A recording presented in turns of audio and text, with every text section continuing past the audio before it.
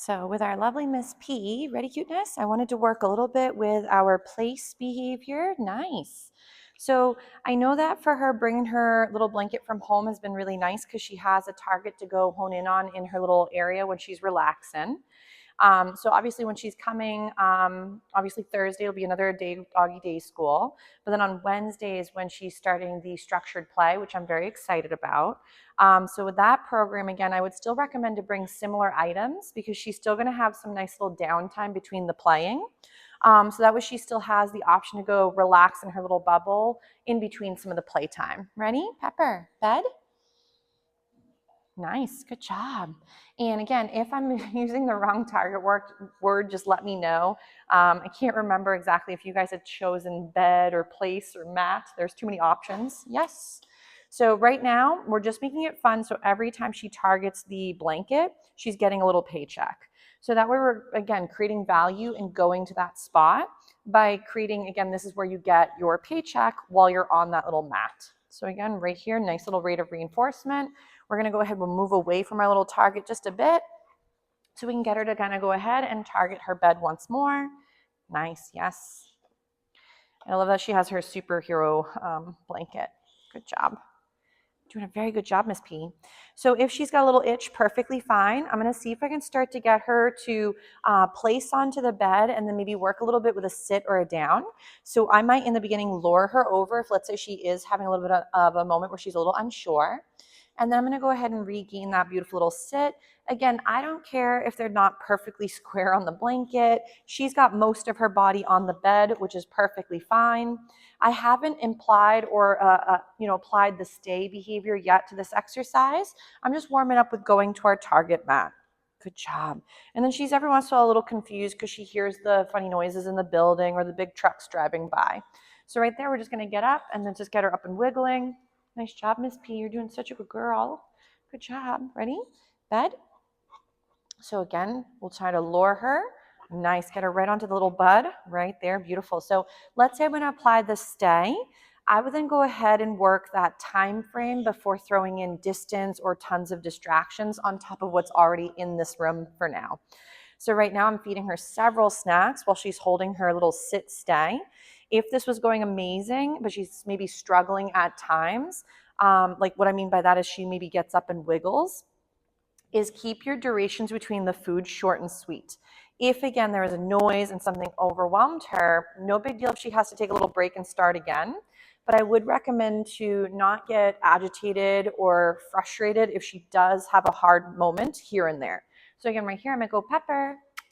Get her attention with a little positive interrupter. Yes, what a good girl. Feed her for that lovely moment there of checking in. We might gain our beautiful little sit again. Gorgeous. And then we're going to, again, feed a couple little reps for the stay. This time I want to make sure that before I go to maybe mentally or physically lose her potentially, which there we go, is I would try to go ahead and end it before she then got up.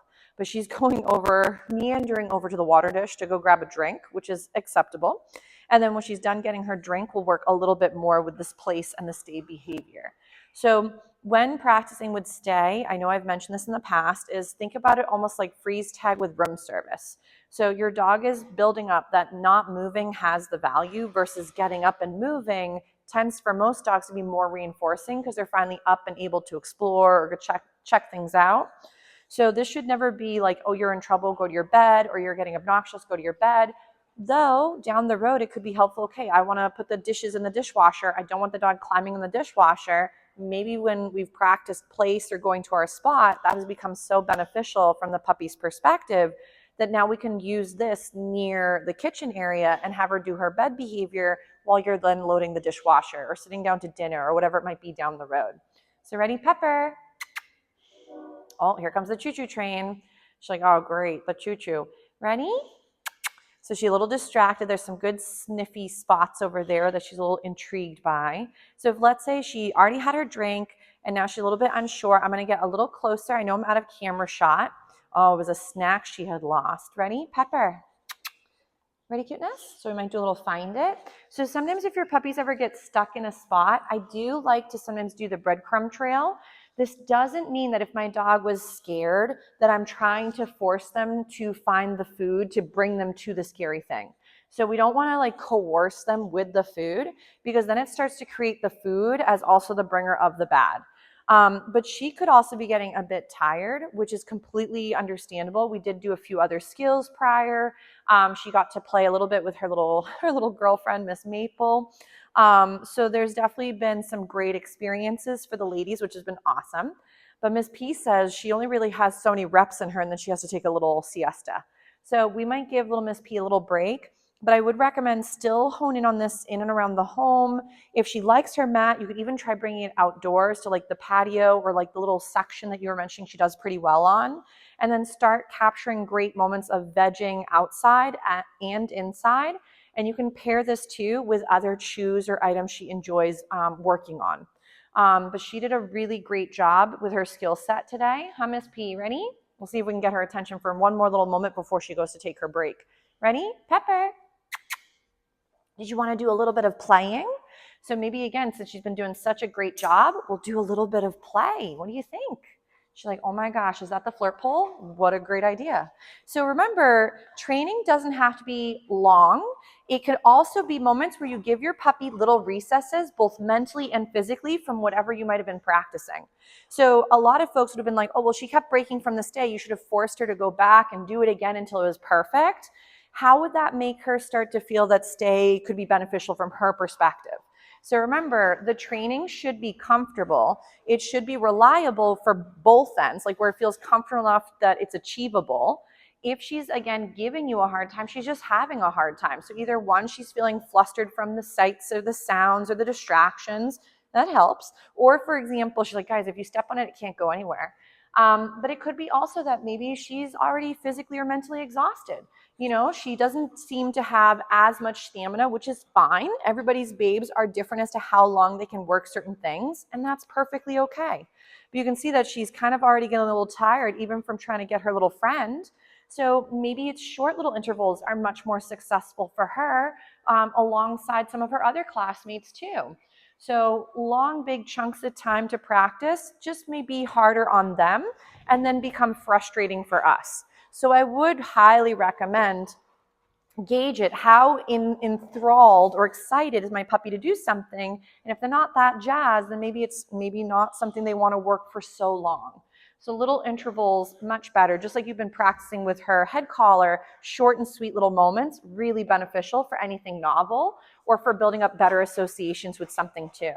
So right now we're just doing a little bit of woohoo, chasing the toy. Good catch there, Miss P. And she's been doing a splendid job with her day today though. Much more comfortable. Good job, cuteness. And we even have the rumbling of the train passing by right now, and she's still playing. So I don't always think everybody can hear the noises as well as we can while we're here. But it's like the big freight train that has all the big, cargo. So right there, she heard it. We'll see if she can go back into some little play. Where's it going?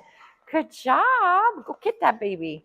So we may find for her, just like I've mentioned for some of the previous students, is doing a little bit of play, there we go, is a great way to build comfort and resilience when maybe something else in the back burner might be happening too. She's like, whoo, we winded. But our lovely lady is really doing a splendid job. So we're going to keep rocking and rolling and keep building on this gorgeous girl's abilities and comfort range. But look at her going to town with her Russells. What a good job. Oh my gosh, you almost caught him and she's pooped out. So obviously we'd only play long enough for her to do well and not get too winded. Good job, cuteness. We'll give our lovely lady a little break.